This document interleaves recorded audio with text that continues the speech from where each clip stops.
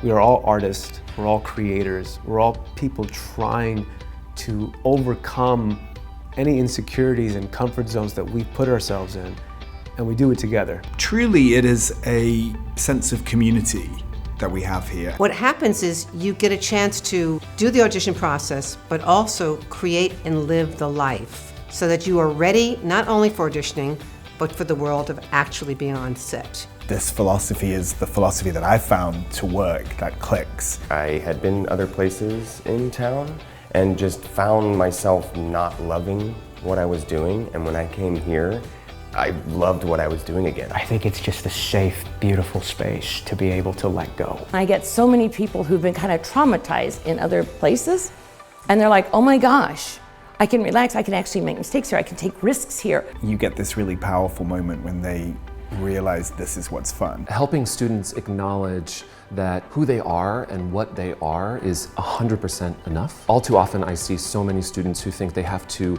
be something or be something else to be an actor. Perfect doesn't exist in humanity, and actors are trying to treat their process like it's a math problem, but it isn't. It isn't always 2 + 2 = 4. Sometimes 2 + 2 = apple.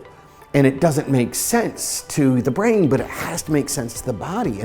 And trying to be perfect robs you of what makes it human. And we want to be human up there. It's not really so much about getting a role, booking a job. It's more about being present and creating what is, rather than some fantasy of what could be. The way that we approach it takes the pressure off of getting this scene right. It's not, what did you do wrong? What did you do right? It's when did you feel real? Because if I'm doing a good job, then I'm not in my character's life, I'm in the actor's sphere. I was so worried about being perfect and so worried about what people thought about me. And since studying here at the studio, I've been able to let go of that. It is the structure of the technique that, as Margie says, gives us permission to be messy. And I believe truly in my heart that it is the messiness that makes it human.